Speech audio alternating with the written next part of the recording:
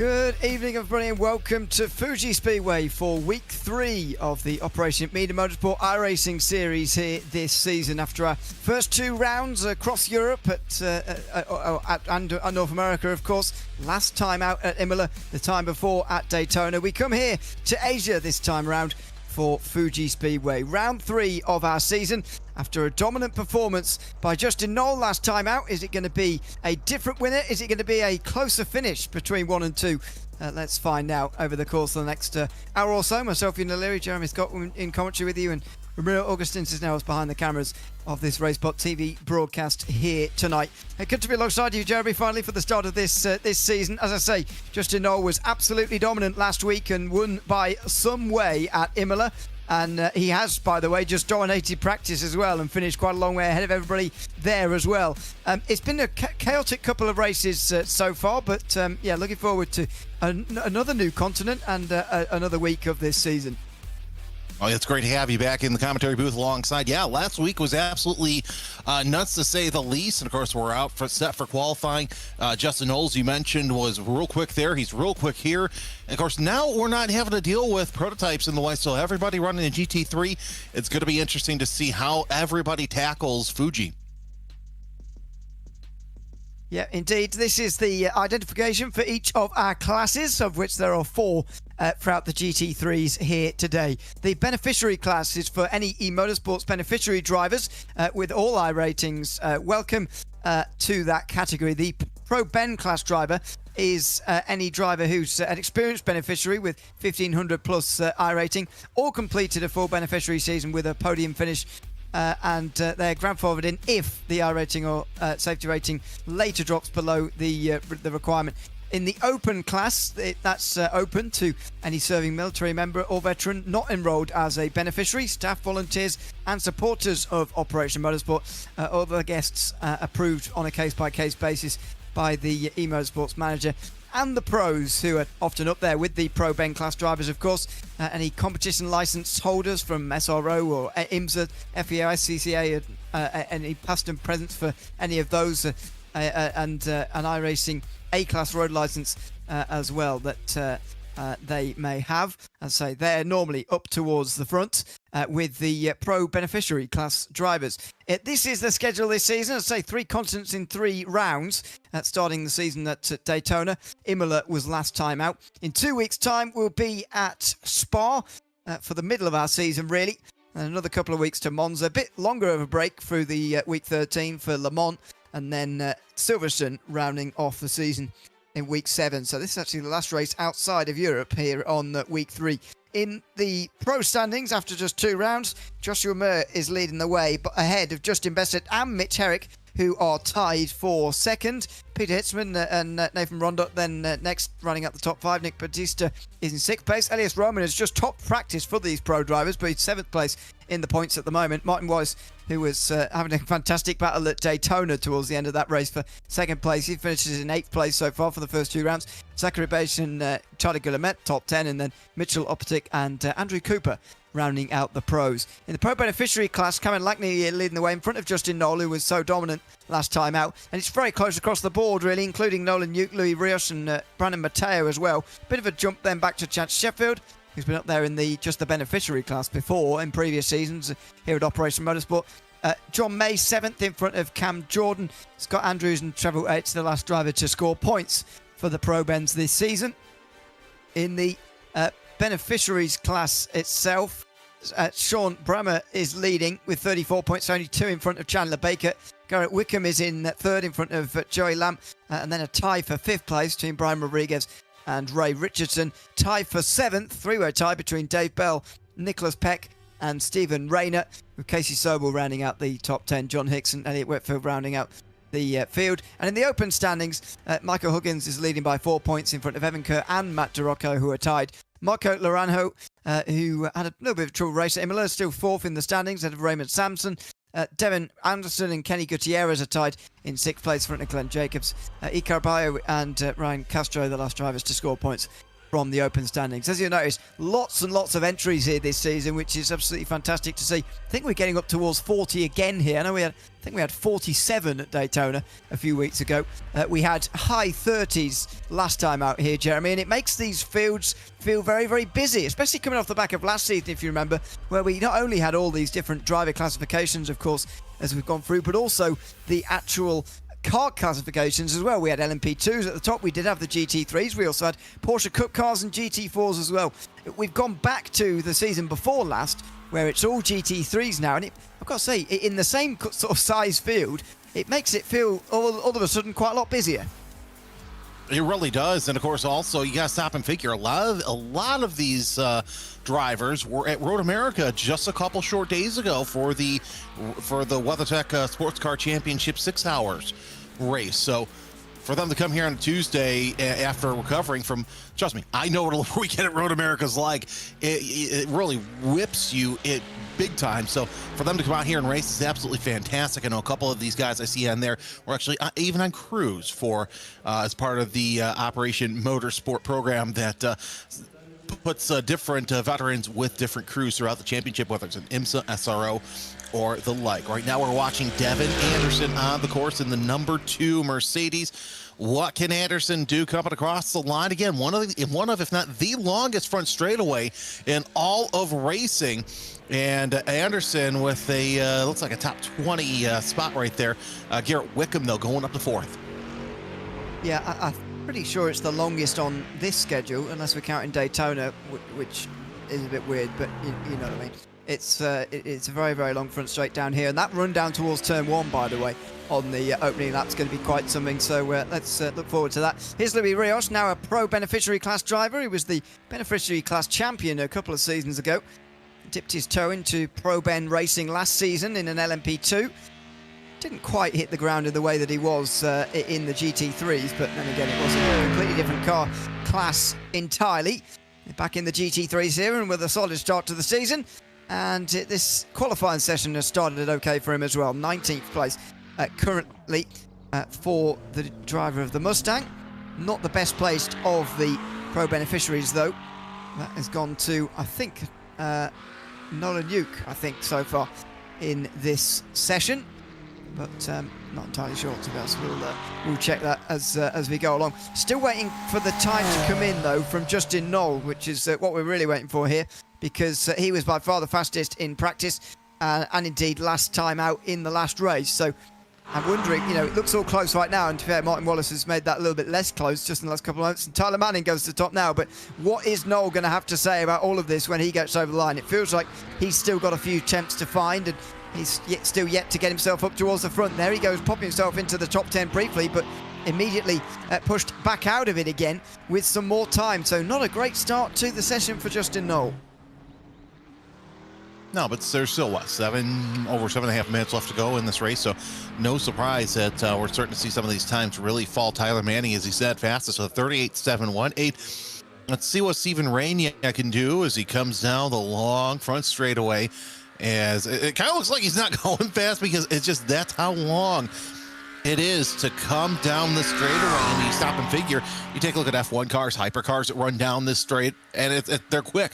GT cars, not so much. I feel like they've got a parachute out the back or something as he comes across the line. We'll see what the time is as he makes his way around, but still plenty of time left to set your fastest lap of the race. There's Joshua Muir, 40.214.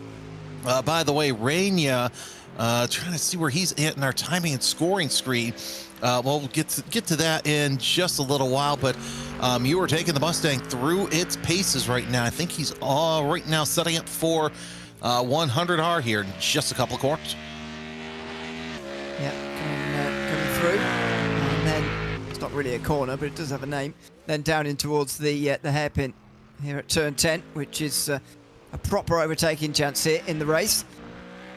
A bit of an awkward chicane, and so you do have the option in iRacing to remove it with a different layout, but we've decided to keep it in here, and it really does spark the start of a very fiddly final sector, really, as Justin Knoll goes up to the top there with a 38.6, only just faster than Tyler Manning, and, you know, still impressive, isn't it, to take a pole position no matter what and take the best time, but it's the time gap to the rest of them, which maybe will be encouraging the rest of them, to be honest. Tyler Manning being in second place, only 81 thousandths of a second behind, is pretty good going, really, when you consider Justin Knoll set the best lap time in practice by more than half a second. I think the others, in a weird way, will take that, really. Yeah, they really will. As you saw, pit entry there. Let's see what Rania can do. It's time not counting last time on. That's because probably copped a 0 or a 1X. The Echelon SimSport McLaren across the line as well. There's the number 15 as he works his way through. Knoll trying to see if he can better his 36.636. You see running under the Opmo Enduro team, and it's just a matter of trying to see whether or not they're going to be able to stop him, because it's easier said than done. But if he keeps the same time gap back to Tyler Manning, it might be doable. Something else to watch out for too. When you take a look, third place, Martin Bob Wallace, only 0.06 of a second off of Tyler Manning's best time. So great to see Wallace make his way up through the field. We know that he's been really trying to come up and pick up speed. He's been doing that the past couple of race weekends here as they go down the front straightaway for yet another qualifying lap. Justin Knoll spins it. What the heck happened there? Is the back end just breaks loose? Looks like that did not look normal. It's Rania's 25th fastest. Yeah, so nice look for Stephen Rayner. Yeah, I don't know really for Justin Knoll. Might just decided as he went over the line there was no improvement to be made, so it just went off. But anyway, the top guys have pretty much finished here. Stephen Rayner, one of the only drivers still out there. Zachary Page is as well, but he's much earlier in the lap at the moment. Let's see whether Rayner's actually got any laps left. I don't think many of them do anymore. In any case, the first sector was very, very slow in this lap for Rayner, so I'd suspect, no, he doesn't have any times remaining, I would suspect. And Zachary Page as well. I think he'd actually come back out of the racetrack to do some practice for the last 5 minutes, which is something I'm surprised more people don't do. I know that actually the lap times for qualifying don't count anymore, but put yourself into race mode if you like, and put some practice in for the last 5 minutes or so. I don't know why more people don't do it, but they were. Zachary Page the only one doing that at the moment. So the class pole sitters seem to be Justin Knoll, who's obviously overall pole as well. Tyler Manning, who's alongside on the front row. Cameron Lackney has had a good season so far in 4th place so far. Obviously top of the standings as well. And Joshua Muir, is in 6th place, open class pole sitter. I've noticed that, the classes are mixing a lot, and I do remember this from a couple of seasons ago, that generally, some series you see whatever it is, a pro-am and an am, maybe, let's say, depending on what it's called. You see them in very defined groups with all the pros in front of all the pro-ams and then all the ams. But it's not really like that here at Operation Motorsport. It's very much all mixed in together, and obviously the main objective is to just have some good racing, really, which I would say objective achieved from watching the first 2 rounds. Well, how many times do, when we do these interviews, you and I talk to these drivers and they say, this is the highlight of their week. Heck, sometimes it's even the highlight of their month is to come out and race with their friends. There's Scott Andrews in the 333 as he's working his paces. 2 minutes and 20 seconds to go in this qualifying session. So, a lot of these drivers, they're trying to compete for wins. They're trying to be best in their class. But at the same time, for a good handful of them, it's just, what? We're just here to have some fun. Yeah, indeed. And, creates an entertaining show for us as well when that's the mindset going into these races, that's for sure. So, we will sit back and enjoy that here tonight, I'm sure. As I mentioned earlier on, plenty more races to come over the course of this season. This is week 3 of the Operation eMotorsport iRacing series. Live fortnightly here on Motorsport TV on a Tuesday night. So not quite every week, but each fortnight. So, make sure you join us back in 2 weeks' time for the next round, which, as I say, this is the last round outside of Europe. As some of the most iconic racetracks in Europe being used from here to the finish. Just to know, by the way, clarifying for us that it was just a bit of a fun celebratory spin at the end of his session, and celebrating because it looks like he's taken pole. Well, he has taken pole by just over 0.3 of a second in front of Tyler Manning. So a good start to his evening. We'll see whether he can convert that now in the way that certainly he did at Imola, where he was pretty dominant really 2 weeks ago. Of course, they got to do the pit stop as well, so that's something to watch out for. The pit strategy is going to be quite interesting as qualifying comes to a close here at Fuji. I could see, like you said, Justin Hull having a little bit of fun there on the qualifying session. No harm, no foul. Zachary Beisch, 18th quickest so far in this run, 40.147.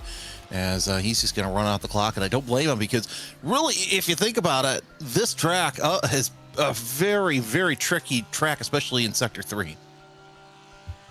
Yeah, you know, that puts a lot of people off this circuit, by the way. You know, I often hear people say, I quite like Fuji if they'd get rid of the final sector. And for some people, getting rid of this chicane, sort of, you can see the addition of it there. Some people that sort of is negated by the removal of that chicane, but others not. Let's see how they get on with it tonight here at Fuji and see the starting grid. It's Justin Knoll who's taking the pole in front of Tyler Manning. Martin Wallace, who starts from third place. Cameron Lackney will be in fourth. Then Justin Bessett and Joshua Moore, the final of the class pole sitters, in sixth place. Nick Batista and Nolan Newt will be there then on row 4 in front of Garrett Wickham and Elias Roman, rounding out the top 10. Michael Huggins and Andrew Cooper, first all open row.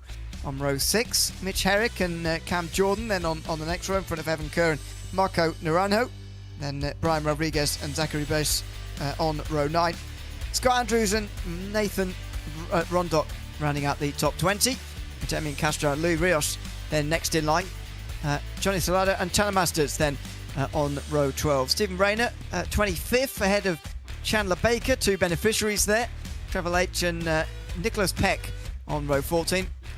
In front of 29th position, Ray Richardson and Devon Anderson. Glenn Jacobs and Sean Brammer are on row 16 in front of Dave Bell and Richard Davenport.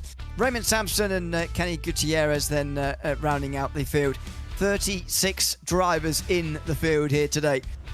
Fuji's quite a large circuit and quite a long circuit, so it's not going to feel overly busy as maybe it would for some at Imola, which is obviously a lot tighter and narrower, but that run down in towards turn 1 is nevertheless absolutely fearsome for all these drivers going into this race.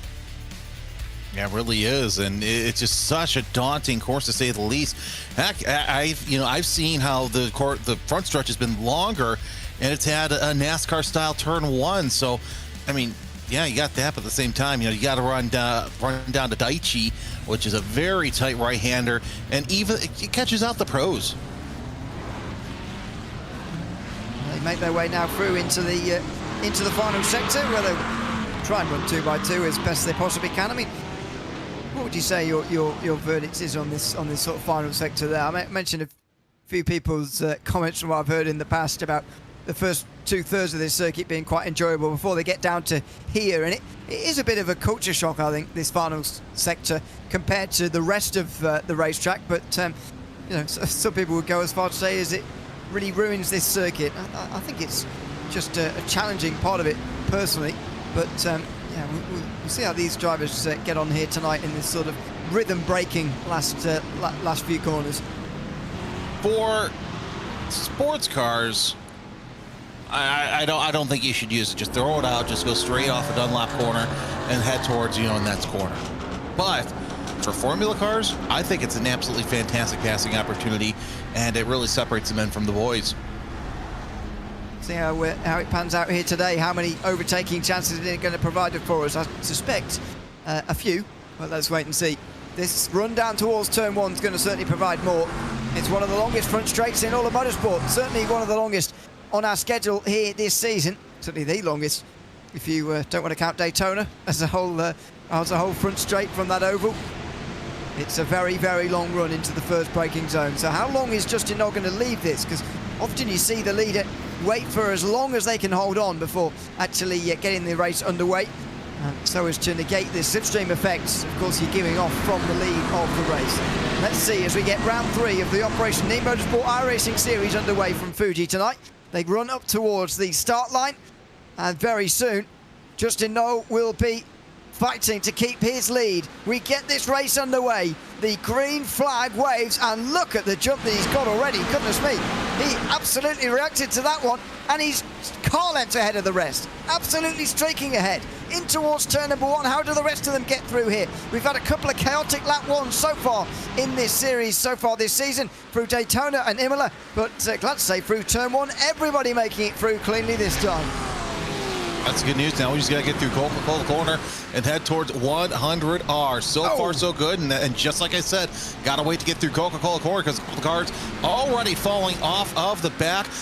Looks like Sean Bramer's one of those drivers. Glenn Jacobs involved as well. We'll get a replay here shortly. But yeah, once again, so far, it's all Justin Knowles. He holds already almost a second lead over Tyler Manning. Remember last season how good Manning was in the GT4s? He's struggling to find an answer to Justin Knowles. By the way, Justin Bissett up 2 spots right now to 3rd. Yeah, remember the races through the field he did last week at Imola as well. Obviously had some problems prior to that, of course, sending him further down towards the back, but he did make some good overtakes after that. Here's what happened down the back end of the field. Everyone did make it through turn 1 cleanly, but not turn 2 as they go through the right-hander there. Glenn Jacobs getting caught up with a couple of drivers, just a bit of a miscommunication, and everybody running out of space coming out of turn 2 on the run towards 3 there. So a bit clumsy at the back, but no massive harm done actually, apart from for Jacobs. Actually, he's had to pull off there. He realised some damage quite quickly, and Sean Bremer also, although that wasn't in the same crash, I don't think. I think Bremer's had some different trouble as Demian Castro goes for a spin out of the final corner. It's a little bit of mayhem and calamity on that first lap. Yeah, you got to watch out if lap 1, if turn 1 isn't an issue, turn 2 or 3 usually are the next 2 problems, as Jacobs and Bramer are already in the pits, and I think that their race is going to be done and dusted here, as now you see Sampson losing a couple of positions here. Scott Andrews with a black flag. Let's see what happens with Damian Castro, and I just think he just came in too hot in the back end, wanting to see what that front end's looking like. Changed as well. Cooper getting past Nick Batista there for 2nd in the open class, so changed for 8th overall, but yeah, high up in class there. Oh, and look at the battle in the background there from Nolan Ukes at the head of it. This is the spin for Damian Castro. Meantime, in the main part of your screen, you follow the battle in the bottom right. Oh, he went in too fast actually, Castro there, and he did quite a nice drift around the turn, but unfortunately it's not the fastest way round. Indeed, he's ended up backwards as well. Look at that group on the way down towards the hairpin here. Elias Roman now trying to get involved and gets up to 9th place in front of Batista, who's lost out to Cooper in their fight. Nolan Uke and Elias Roman now as well. Quite a train being created here for 7th place. Yeah, as now you see Dave Bell get the black flag as well. So yeah, this battle for 7th place, Cooper, Uke, and Roman, all nice and tidy as they work their way heading into the 3rd and final sector. Make their way through there as a couple of drivers already through pit road. Sean Bramer is in and out, serving a quick penalty.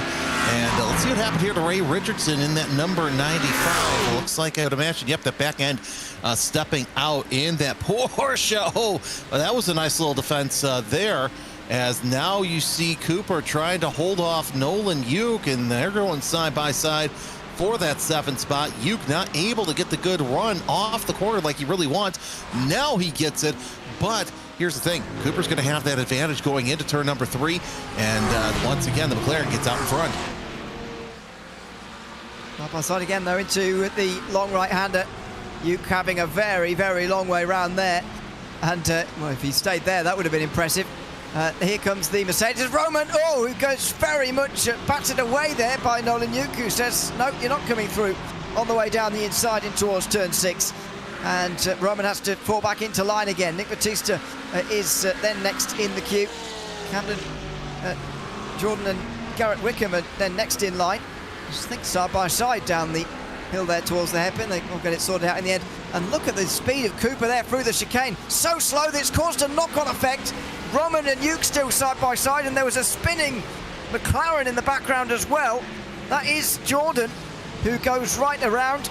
Oh, that was a concertina effect in real time there. Cooper's speed through the chicane slowed everybody down until, unfortunately, someone was spun around.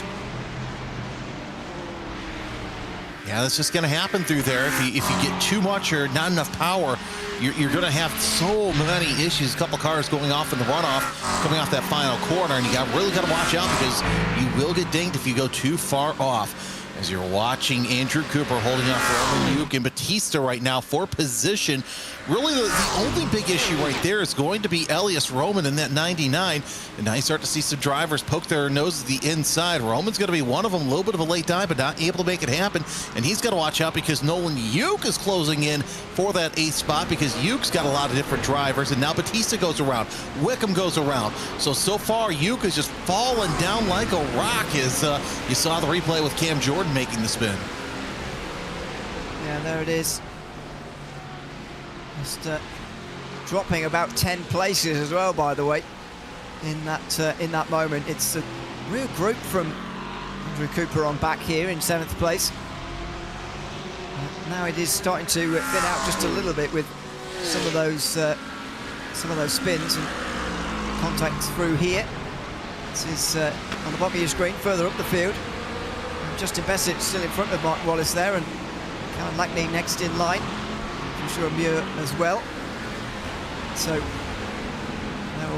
they're all into line, a little bit more orderly actually than what we've seen for 7th place on the top of your screen. Here comes Roman again, but then Cooper defends again coming into the final sector. And, you know, like it or loathe it, the final sector does certainly provide some braking zones and some big opportunities down the inside as well because of the wide entries to corners that you have to sometimes take, but Roman not able to use them. He is able to get in the slipstream though, and Cooper immediately pulls it over to defend. Well, yeah, you know, I mean, for having such a tight chicane, it is a great braking opportunity and a great passing opportunity if you can make it happen right. I'm just not a big fan of it, but that's just me. Now you see Cooper taking the lunge to the inside, nice defensive line, telling Roman, if you want to pass me, you got to do it on the high side. And Roman cannot close in on Cooper as he makes a late dive into turn number 1. But the good news is they have finally gapped the Garrett Wickham Batista train in the back. Here comes Roman once again, looking to the inside through Coca-Cola corner. And now he's got to take the outside line through 100R. I've got to say this, though, Ewan. If there's one thing Cooper's doing, he's doing a great defense at 7th place. Yeah, indeed. It certainly is. But again, I mean, you know, it's a short race, but you do wonder the merits of defending this hard, especially when Roman is so far in front of the others. I wonder whether Cooper might be better served to just let Roman go and focus on staying in front of the others. And Marco Naranjo, by the way, is the one who's really on the charge. Looks him down the outside of Nick Batista down towards the hairpin. Has another look here through the final sector, and I'm sure we'll continue to. Batista goes a bit wide under the pressure already, and here goes Naranjo now round the outside in the penultimate corner. He's going to go all the way round to get the inside the final turn. A very good overtake from Marco Naranjo, who's on a charge here, up 7 places now already from his grid slot in 16th position. He had trouble earlier on at Imola 2 weeks ago, spinning out the final corner. Well, none of that so far tonight. He's made a very good start. Really has. Someone who really had a problem this past time by was Garrett Wickham, going all the way down from 8th to 16th. And now we're going to make it 3 wide for position as Naranjo trying to see if he can go 2 for 1 into turn 1, decides to think better of it. Discretion, the better part of valor. Yuke gets around Naranjo. That was actually Batista trying to go to the inside, get his way into the top 10. So we're really dancing for position here as several drivers trying to do what they can. Batista holding on to 9th, Yuke in 10th place, and now single files that work their way through the single lane corner. 1 car off, that's going to be Yuke, I believe, who's going to go in the runoff. So he's going to take a slow down through there. That gives Batista and Naranjo a chance to open up a little bit of a gap. And here's the problem. Yuke's got Beish, Huggins, and Herrick all behind him. This has been the part of the field to watch so far. This has been the entertaining part of the field for sure. Just outside the top 10, more side by side here. It's Huggins and Beish this time. There's Huggins on the outside in the Corvette. Can you get the inside of the second part and therefore through? Can he get clear? Not quite. Still alongside Zachary Beish. Both of these two up on where they started here today, by the way. And Beish able to hold on with that inside line coming into the final turn. It's just non-stop action at this part of the field right now.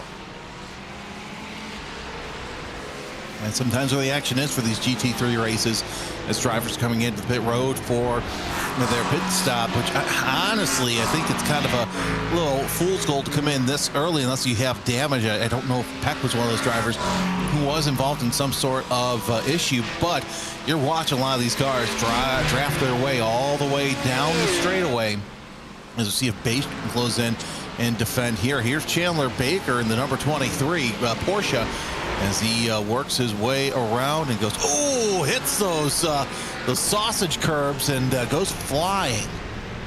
Yeah, I've got to say, for all the talk about the final sector here, the curbs, the way they're positioned, is not something I enjoy. Completely perpendicular to the racetrack means that you can end up flying like that if you're not too careful. And I know there's been a couple of places in the previous two rounds actually where this has happened. Daytona, the bus stop chicane, and through the first chicane to an extent in Imola. Look at this on board. You know, he's not even that wide really, and it's quite a punishment to be launched up into the air. And my goodness me, he's actually saved it from somehow going the wrong way, Chandler Baker. Fair play for that, but yeah, it's not a big mistake there to have pretty big consequences.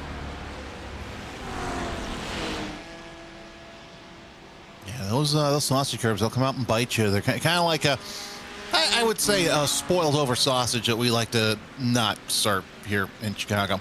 Either way, once again, Justin Knoll 2.5 seconds out in front of Tyler Manning. And it looks like some of the front runners are deciding that they're going to call time on their first stint.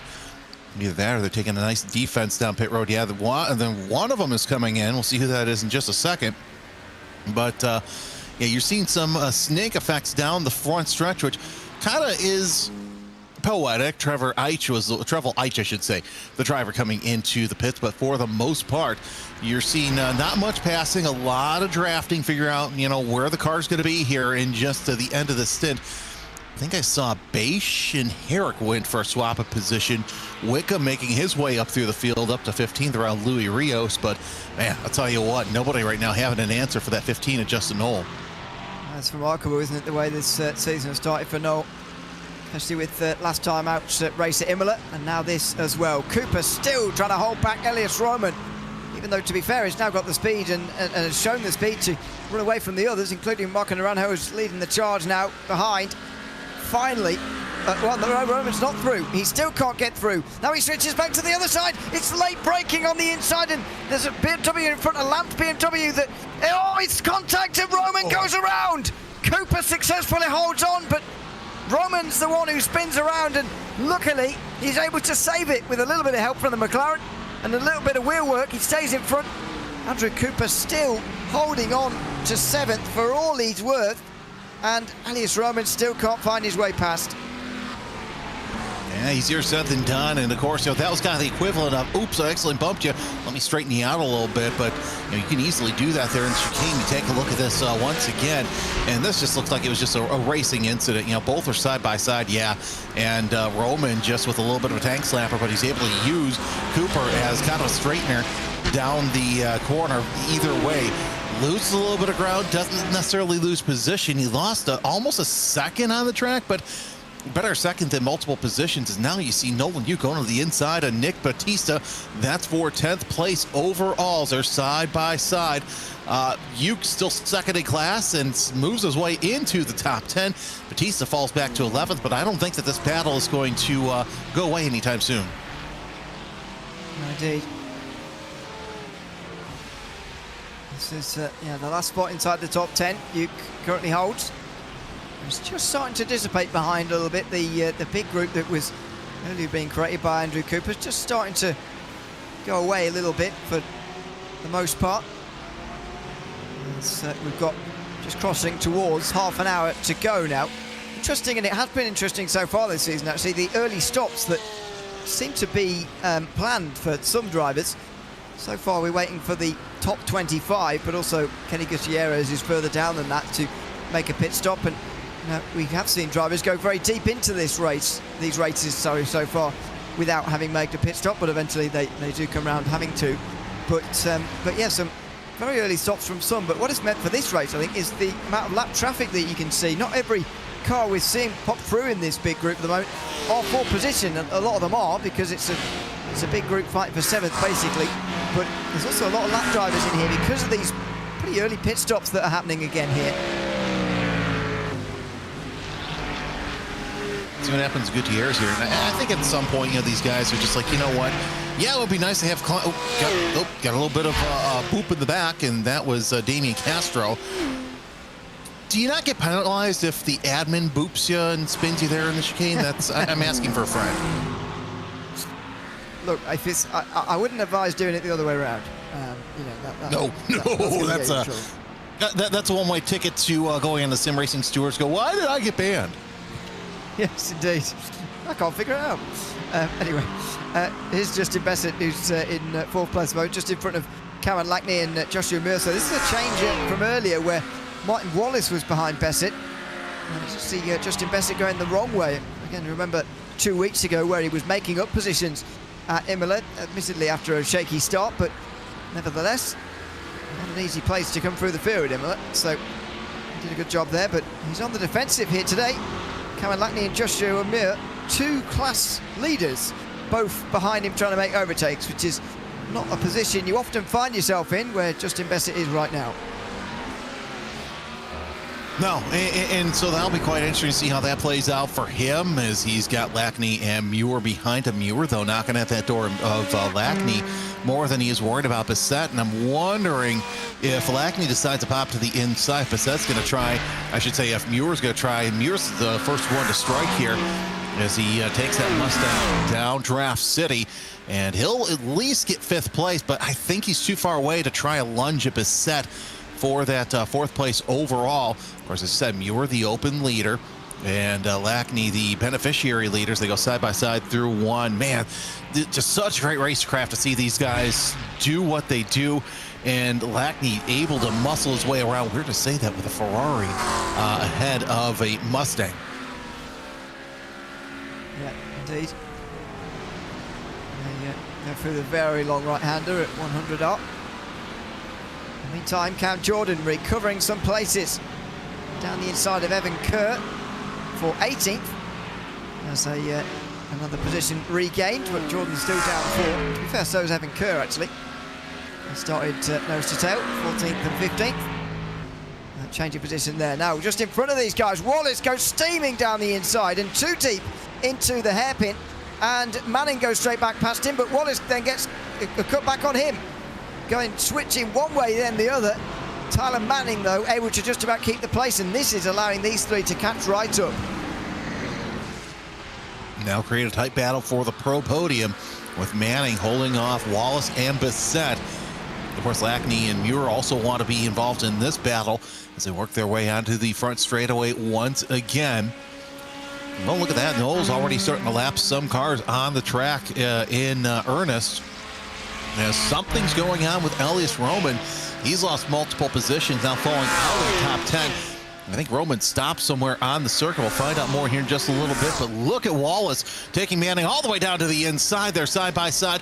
Wallace going to have to try the outside, and it's not going to work for him. He's going to tuck back in line, but this also brings in Justin Bassett a little tighter into the battle. But both Manning and Wallace are able to open up a little bit of a gap, but it's not going to be enough breathing room. I think Bassett's just going to be on there like a fly on wallpaper. Yeah, we'll see as we've got more. You're going to have to educate me on cultural references again, Jeremy. I heard you doing it last time out. Yeah, that looks like going on here? That looks like one of the mascots for the Random Vandals racing team. There you go. Thanks very much for that. I noticed 2 weeks ago at Imola there was also some.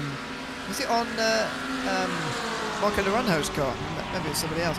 But there was some cultural references again. You were filling me on in anyway about what that was all about. But there you are.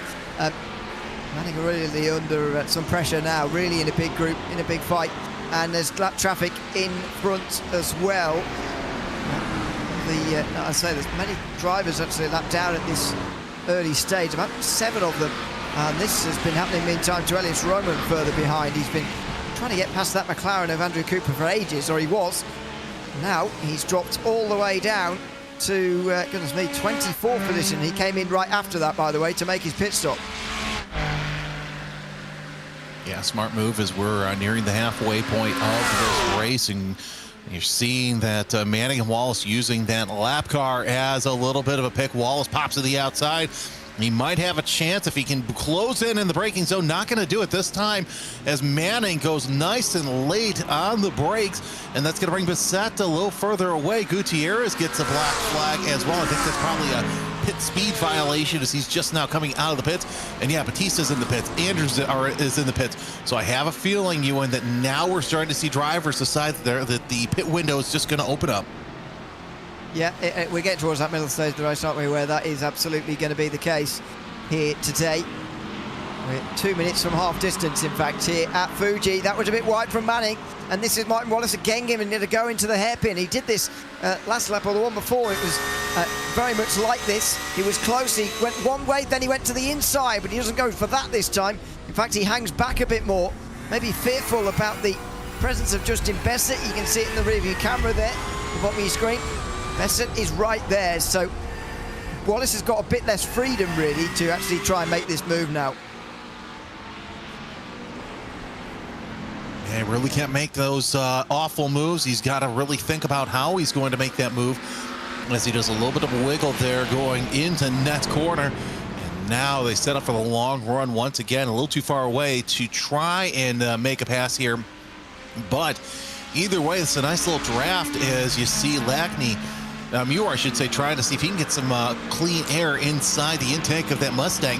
For as long as he's been sitting back there in that draft, those water temps have to be getting very high in that Mustang. And now Manning does let Wallace to the inside. Wallace has the advantage, but Manning's going to be able to get a nose out front coming around turn number one.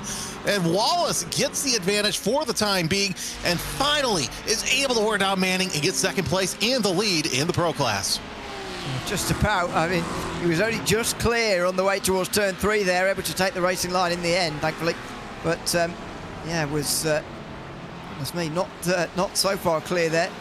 Now, can he actually drive away is the question, or is it going to be one of those that now Manning is following? He's going to find it easy to stay on the wheel tracks, and he turns underneath immediately there, coming out of turn number 6. A better exit from him in the McLaren. There's lap traffic in front as well. So what's Manning going to do here? He's surely going to refrain from making a move this time.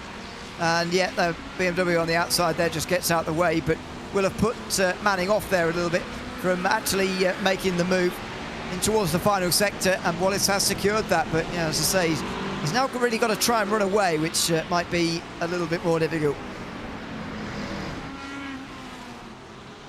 Yeah, you really can't run away from these guys because you've got Manning and Bissett, who are two of the best here in Operation eMotorsport and really working their way up. It seems like Wallace doing quite well for himself, and I do love that paint scheme that he has in the 666. And once again, you see Muir trying to poke to the inside, see if he can get a little bit of fresh air inside that Mustang, and Wallace starting the snake, trying to stave off any attack that Manning may have. Joining them is Bissett down on the bottom. You got 3 Pro cars right there, and they all go back up to the racing line in a straight line down and around. Bissett now having to deal with Lackney for that 4th place overall. Here's Sean Bramer.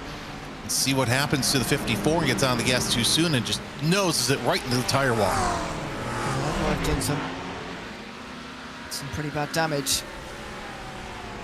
for Bramer. As we go back to the leaders again. Wallace is not quite under as much pressure from Manning, so this group might be just stretching apart here now. And that's a very good run actually from Muir out of turn 6 instead. As Cam Jordan's recovery continues on the bottom of your screen, he's going to get past Stephen Rayner for 16th position. Nice easy pass down in towards turn number 1, but actually it's strange, isn't it? In these front groups, like this one now headed by Wallace and the one earlier headed by Cooper, the hairpin really has been the best overtaking chance, but for the likes of Jordan coming from the back of the field there and making overtakes, it's been turn 1 has been a little bit more successful. Yeah, there's the turn 1 battle has probably been about the closest battle that they've had so far today. and just a couple of other, Dunlap Corners, another one, but not as successful as the run down to turn one. I think that's part and parcel because of the long straightaway.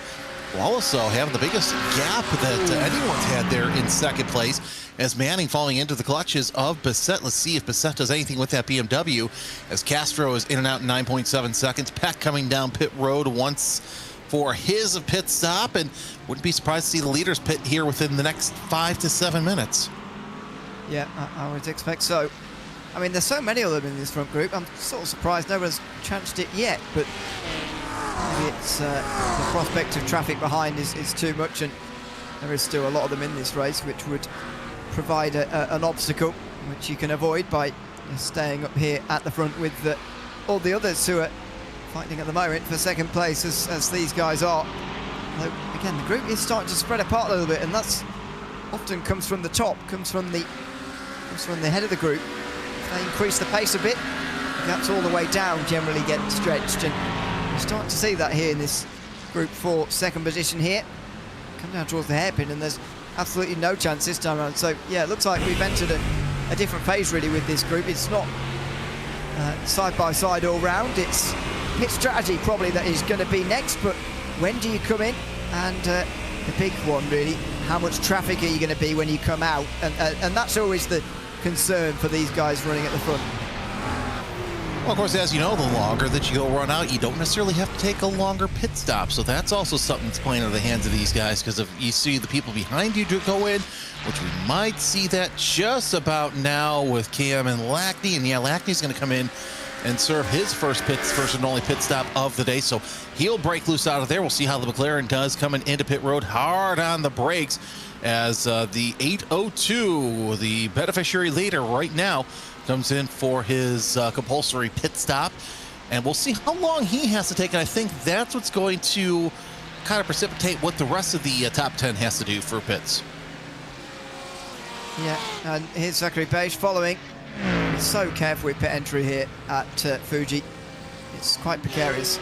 Coming from quite high speed, really, into the pit lane. Bit of a chicane. Make sure you get it slowed down in time as well. Yeah, very, very difficult to get that right every time, as these drivers now are having to do. Cameron Lackney's stop is going on for a while. Now finally gets going. Nearly 15 seconds in the box. It's a little bit longer. In fact, that's longer than anybody, apart from Marco Naranjo, has gone so far, and are still in the top 25 or so. So, yeah, a little bit on the long side for him. Andrew Cooper's stopped shorter than that. I think many of the others as well who've just stopped. Yeah, Bache, Huggins and as well, both shorter. So slight disparities in pit stop times here as we enter the final 17 minutes now, with the crucial outlaps for these guys. And here's the traffic that you could do without with as well, coming down in towards turn one, to slow down to let a few cars through. That is not what you want to see coming out the pit lane there. Didn't help that Huggins was doing a little bit of blinking coming out of the pit, so might as well let those drivers by. And the only mute taking a normally long pit stop, so one has to wonder if he copped some damage in that first stint. Of course, the fastest pit stop out of the leaders was Bache with an 11.1, so we'll see how that plays out. Tyler Manning now coming down, so this will be a very interesting strategy to see what he does when the Corvette comes into his pit box. Of course, he's been running with the leaders here as pit stops underway with under 16 and a half minutes left to go. Manning swooping into the pit box and hitting his marks. Now, how long is this stop going to be? Those contenders from the very front of the field in this fight for second we've been following for a while. Is this stop going to turn the tide? 11.5 seconds is the time. Well, he's going to come out ahead of everybody else who's made a pit stop so far, including Cameron Lackney, which is where he was before. So that's no surprise. But again, now the outlap's so important. Can he get any closer to Wallace? Can he even get ahead and stay ahead here through this pit stop phase, and try and hold on to the very end? That will be the objective for this final pit stop. Of course, the out laps and the in laps, too, your most important laps when you have a series that has pit stops. Wickham, Jordan, Rania into the pits. Bache right now up to 11th, though the highest placed pit stop runner right now is that Tyler Manning coming out in 6th place.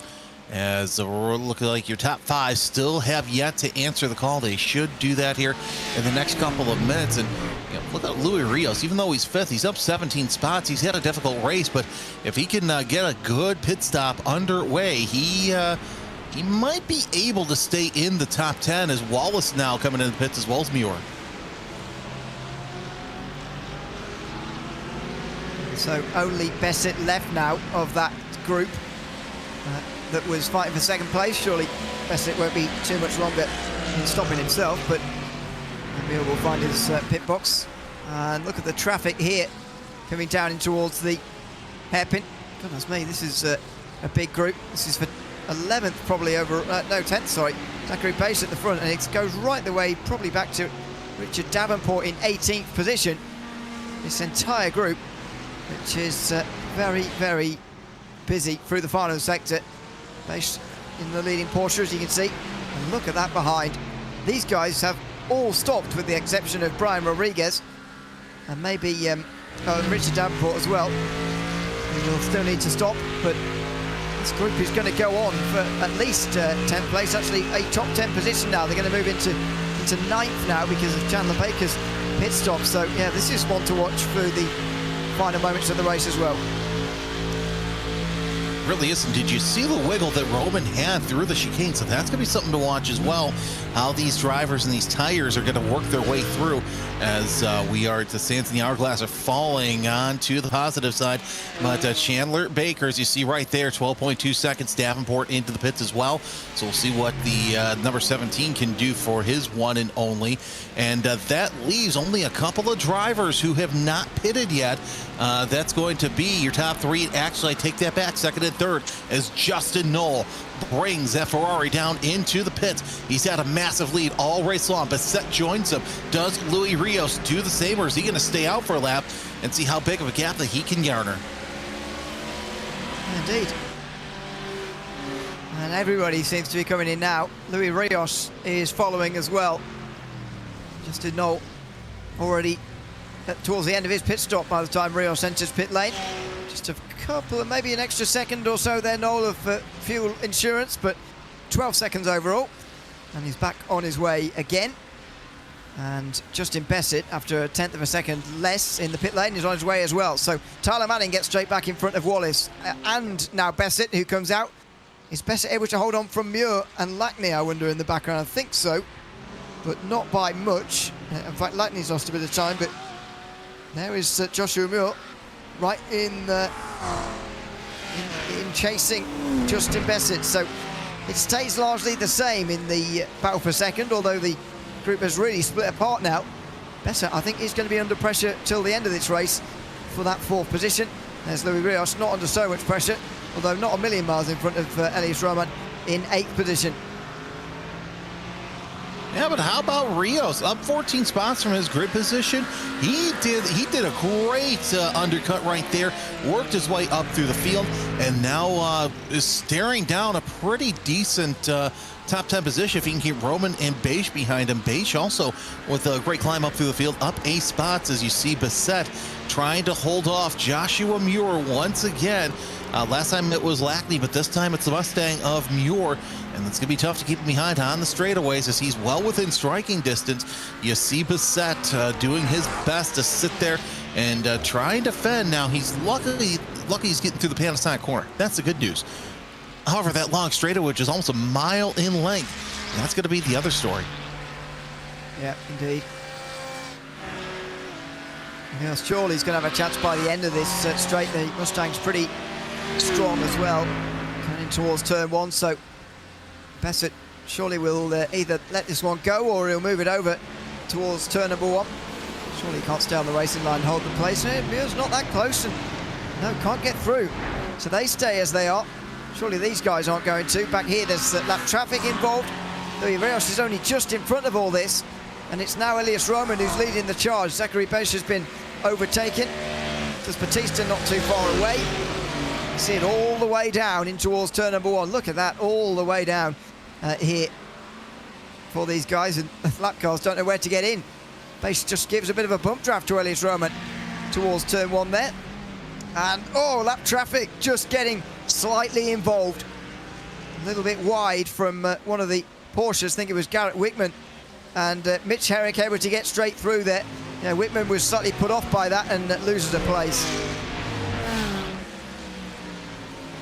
Yeah, so far, everybody's tried to open up a gap. Dave Bellisi with another black flag, so we'll have to answer to that in the next couple of laps. Under 10 minutes left to go in this race. But the 67 doing what he can to work his way up through the field right now as they go through that precious final sector.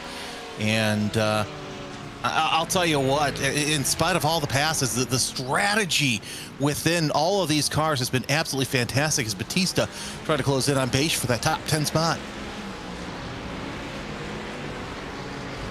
He's behind the pressure, but so's Beige, to be fair, on Louis Rios, who's been dropped into the middle of all this, probably hoping that he could have avoided it, really, from earlier on in the race, or through that pit stop phase, I should say. Oh, the Porsche in the background goes vaulting over the curb in the background, and that would have been because just trying to stay out the way of everybody, really. Absolutely launching over the penultimate corner's curbs there, and somehow again getting away with it. Everybody else able to get through, and not even a spin in the background either. Pretty remarkable as they come down towards turn number one. Naranjo able to step through that to maybe have a go here towards turn one. He's in the Ferrari just in there. Can't get himself through just here. But yeah, there was another launch. I mean, those curves again through the final sector are so punishing. Yeah, they are very punishing, and you know they were meant to kind of prohibit drivers. It's Ray Richardson who does the launch this time. Oh, cleared for takeoff. Wow, that Porsche became an off-road vehicle. Goodness me. And how he managed to stay pointing the right way again. I don't keep saying it, but pretty remarkable. Anyway. More talent than I have. Might be a bit of luck in there as well, dare I suggest. Here's the battle for second again. Tyler Manning has been recaught here by Martin Wallace, and they're fighting again for second. At a stage like this might be over, but Manning is again in this defensive position in second with 7.5 minutes to go. More lap traffic for him to deal with as he goes down the inside of Johnny Salada in 26th place, being lapped there by second and third. Manning able to hold on through that, so maybe there will be a last little fight here for the second here after it looked like things were settled actually out after the pit stop. And Ray Richardson get a black flag for not getting FAA clearance. So he's going to have to come in and answer that. And yes, Lada does the right thing, lets these two go by. By the way, Rios and Batista in a tight battle as well for 9th place overall. Those two obviously out of class position. And Batista's trying to get a car between he and Herrick for the bottom step of the podium in the open class as well. You see that battle at the bottom of your screen. And Rios opening up a little bit of gap. Batista, though, he's trying his best to get around Herrick. Now, Herrick shows on our screen that he's in the same class, but if you take a look at the window screen, it kind of says differently that Herrick's in the pro class. Yeah, there's a couple of disparities like that through the field. Try and get those looked into. And there are lots of different drivers in lots of different classes this season.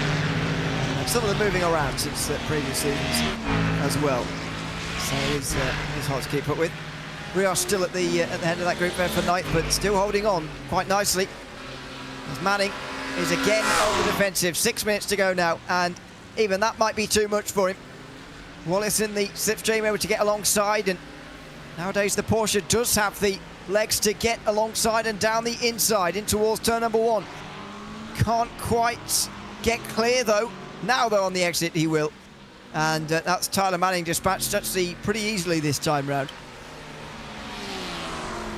Yeah, Wallace doing quite well here in the pro class, as he still has a mirror full of that McLaren of Tyler Manning right behind him. Just a couple of laps left that he has to play defense. I'd say probably about 2 to 3 laps, but we'll see how tough that Wallace is here in these closing laps as they work their way around. By the way, 8 seconds. Justin Knoll has opened up on this battle for second place, so that pit stop did wonders for your overall and Pro Ben leader. Now setting up for the Dunlop corner. You see how tight it is through there, and they're both able to get through with no problem. Less than a car length between the two of them, and someone, I don't know if it's tire smoke there, Ewan, but somebody's doing a little bit of smoke in there out of the back. I'm not sure where that was coming from, really. There's been so much going on in this race. It's been constant in these 45 minutes here tonight in the third round of the Operation eMotorsport iRacing series from Fuji Speedway. Another run down towards turn number 1 for these two. Again, looks like Brian Wallace has got this now. He's ahead of Tyler Manning, and it looks like he's staying there in that position. So behind Luis Rios, 9th, in front of Nicolas Batista, who's now first in the queue to overtake. Zachary Mason no longer in that position. He is down to 15th, where he's landed now, through the final turn. And side by side, Rios already has Nick Batista alongside as they begin the long, long run down towards turn 1. As you're watching Wallace and the Rios battle right now, as Batista 3 wide for position already.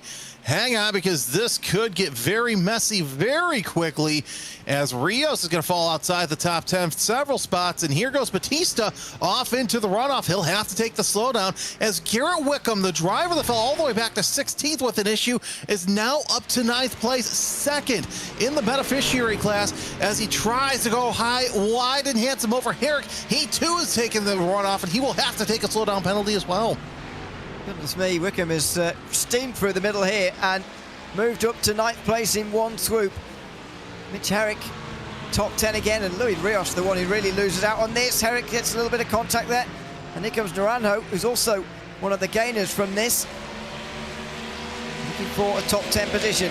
Rios will try and fight back, but down towards the final, or the hairpin, sorry, the final sector, he cannot regain any of these places. Meantime, further up front, Tyler Manning has actually had an issue from 3rd place, which has put him back to 6th, and it's the amount of time loss that would normally constitute a spin, so we'll see whether there is anything on that.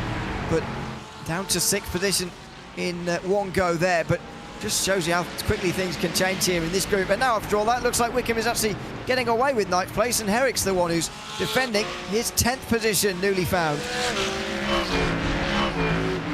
Yeah, Herrick doing quite well for himself right now, sitting 3rd in class as they work their way down the front straightaway. These guys have probably about 2 laps to go, depending on when Justin Knoll will cross the line. Let's see what happens with Tyler Manning as the back end of that McLaren just, oh, there was contact there. Oh, that looks like a letdown car that was involved in a Mustang of some sort, and just making some slight contact heading into Net's corner, and oh, that was just absolutely wrong place, wrong time. Indeed. Shame for Manning, really. Probably deserved an overall podium, which is what he was probably going to get as well, but there it is. He drops down to 6th place now. As Justin Knoll comes through the final corner for the penultimate time. Less than a minute and a half on the clock, and he's going to take the white flag this time round. And it's not quite the... Oh dear. Somebody in the lower classes there wants him to move over. And so he does. But, yeah, Knoll has not quite had the same dominance in terms of the amount of seconds ahead of the rest of the field this time. But, I mean, he's never been in doubt as far as this race win is concerned. I don't think he's led the entirety of this race, and it's still going to be a pretty handsome winning margin. Exactly, and you know, here's the thing, 9 seconds here at Fuji is an absolutely fantastic accomplishment in and of itself, especially because, you know, you're sitting there and you're lapping cars left and right. It doesn't hurt that you've had plenty of battles behind you for second on back. So Knoll just being smart, running his own race, not inside his own head. That's the most important part, as you see this battle for position. That is, once again, the Garrett Wickham battles. Wickham dies to the inside, tries to stay away from that lap down car once again, and he's going to be able to get the car between he and Marco Naranjo for the 9th place overall.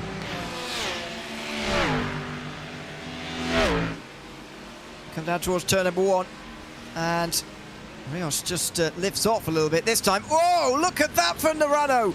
Right down the inside of it early to step underneath them all and get back ahead. Raymond Sampson just trying to stay out the way. They were almost 4 wide there for a moment. That was absolutely extraordinary. Down in towards turn 1, it was brave from Naranjo. And to be fair, might well still get 9th place at the end of it all. Let's wait and see on that. But meantime, Justin Knoll is going to come through and take victory here.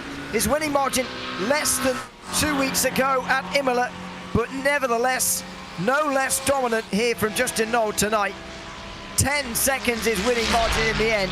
He will win in the Operation eMotorsport iRacing Series at Fuji as the Pro Beneficiary class winner.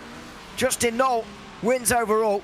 Martin Wallace will win in the Pro class, Justin Muir in the Open class, and Cameron Lackney in the beneficiaries, rounding out the top 5. What is going to happen behind for 9th position? Mitch Herrick is still under pressure from Marco Naranjo here into the final turn. I think Naranjo is going to go for this at the final turn. He had a small look there for the penultimate one, but he goes wide, and there's that chance gone. The Porsche is going to try and retake that top 10 again. Garrett Wickman, after losing that just a few moments ago, he bounces over that curb though, as does everybody almost. Naranjo moves it over. Not sure whether Wickman's going to get there or not. He's able to get alongside at least. Might be a photo finish on here. There's a long run down towards the start-finish line, and Wickman does get there in time. Goodness me. Wickman just about gets there in front of Naranjo, who's denied a top 10 at the very last. Absolutely a fantastic finish for that position, and Knoll doing what he can to basically beat up on those tires. They gave him such life, and now we've got a good old donut fest off of turn 1. And once again, Justin Knoll proves that he has all the might and all the glory here in Operation eMotorsport this season.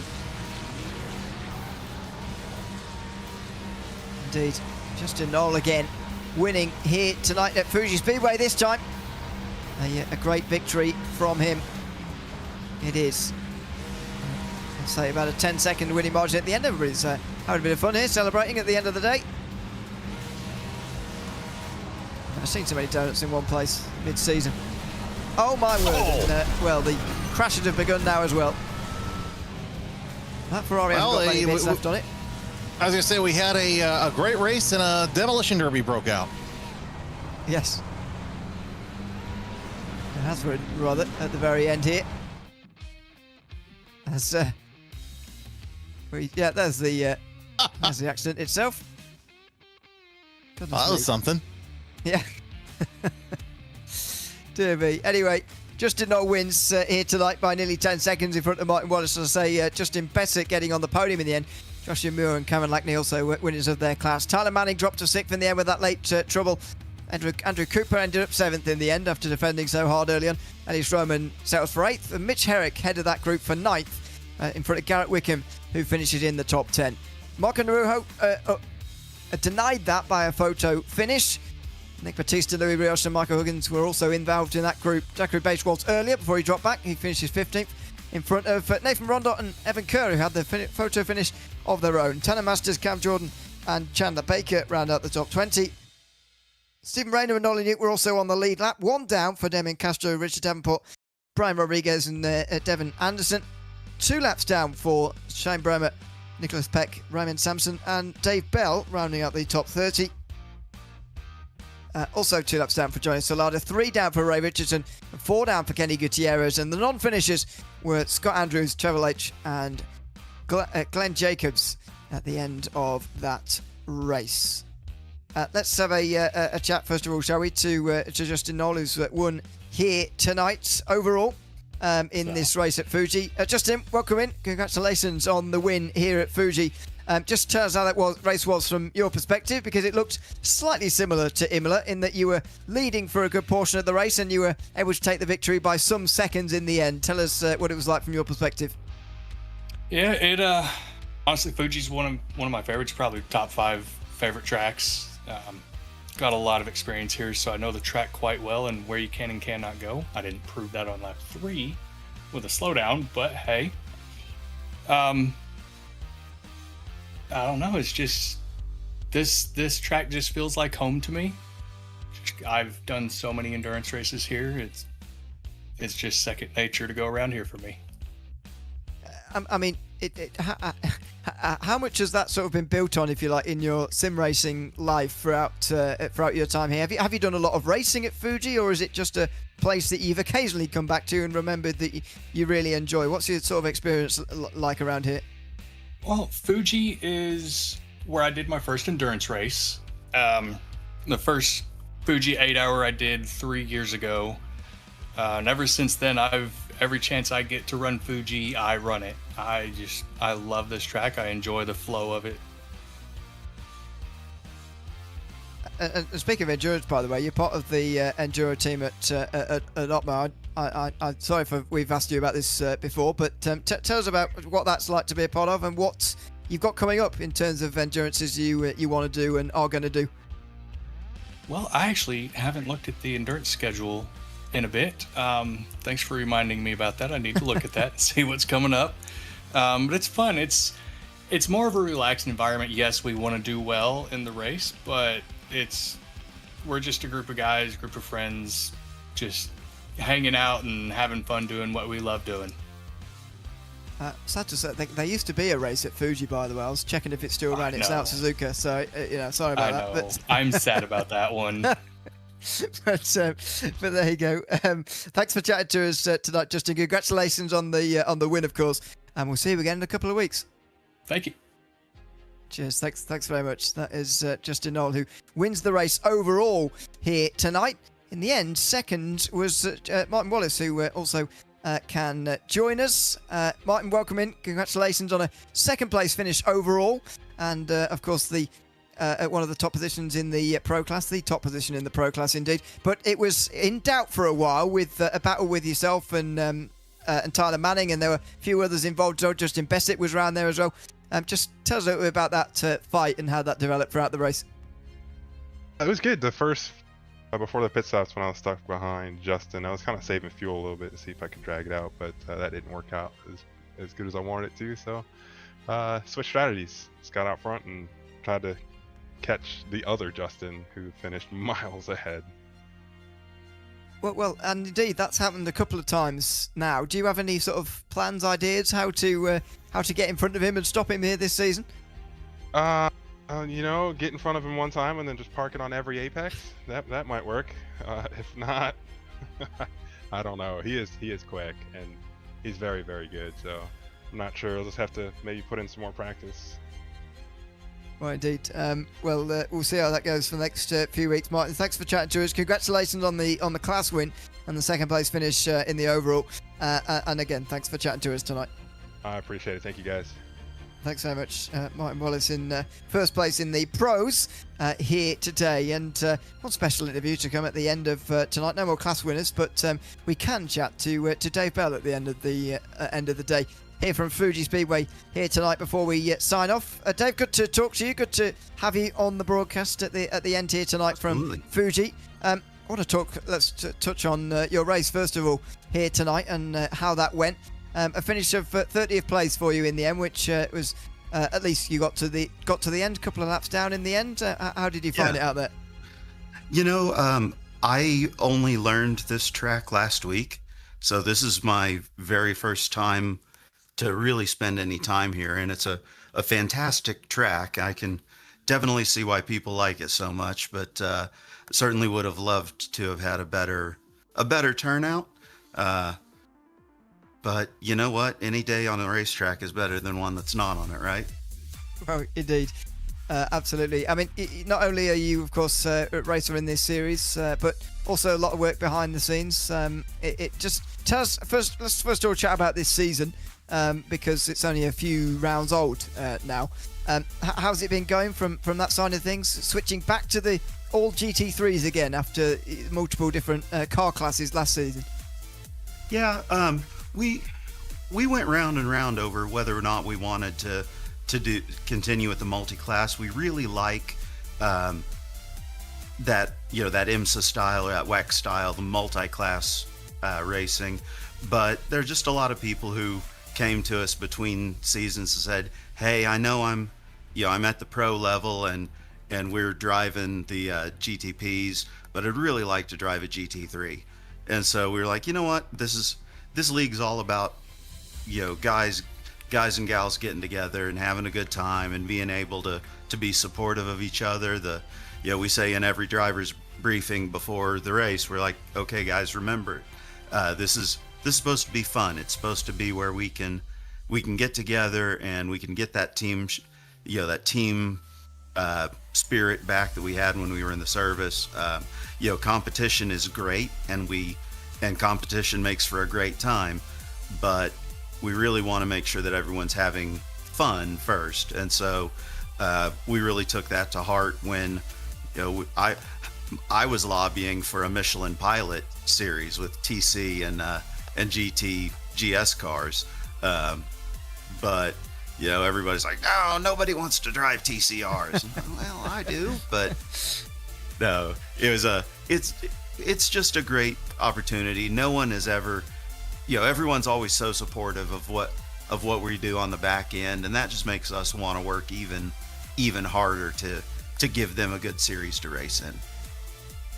And for you personally, how are you finding this this season for you personally in terms of what Operation Motorsport does for you? I know that you do work behind the scenes as well, but at the end of the day, you're a racer as well out here on the evenings. How is it for you this season, this continuing sort of relationship with this group?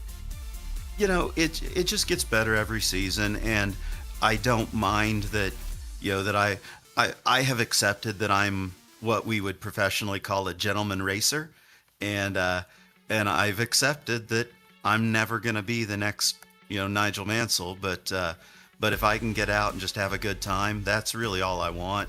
And, with this being my third or fourth year working with Opmo, I really get to focus on helping the new guys out and being more of a mentor.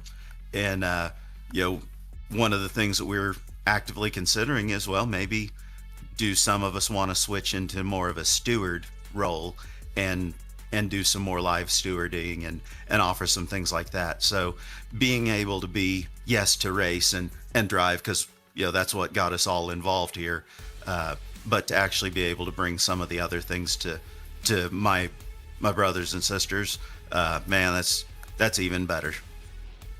Absolutely. Thanks very much for all the work you do behind the scenes, Dave, getting things going here at Operation Motorsport for each Tuesday night, every fortnight. We obviously love broadcasting the series. Thanks again for all that, Dave, and hopefully we'll see you out there again in the next few weeks. I sure hope so, and we sure appreciate what you guys do to get us out there. Hearing you out here and watching the commentary, it makes me feel like a real racer. So I sure appreciate you. Thanks very much, Dave Bell, chatting to us at the end here tonight from Fuji Speedway in the Operation eMotorsport iRacing series. It is great to hear from some of the class winners on this occasion, Jeremy, and of course always nice to hear from Dave as well. But competitive race here tonight, actually, from the front of the field. A little bit of a closer margin at the very front for Justin Knoll, but still the other drivers are a bit of a loss as to how to beat him this season, and that's going to be a story that develops. Luckily, in the meantime, there was a lot going on further down the field here tonight. Yeah, there really was, and no surprise that Fuji brought its best with some of the drivers. Of course, somebody's got to step up and find out what the answer is to Justin Knoll's dominance, because in the end, if he runs away with the title, it's going to be here very shortly because of his dominating wins that he's had. But really, congrats to all the winners up and down the classes. And really, it was a fantastic race, no matter where you had to look. Absolutely. Join us next time in 2 weeks from Spa for the next round of this Operation Motorsport eMotorsport iRacing series here this season. It'll be on the 18th of August, of course, in 2 weeks' time, starting at about 6 o'clock Central. That's when the practice opens for the drivers. We'll be live just after that, ready in time for qualifying, as we were tonight here on Racebot TV. So look forward to your company then. Big thanks to everyone who's been tuned in tonight. I've been Neil O'Leary alongside Jeremy Scott with Romero Augustin Cisneros behind the cameras here on Racebot TV tonight. Until we see you in 2 weeks' time at Spa, it's goodbye for now.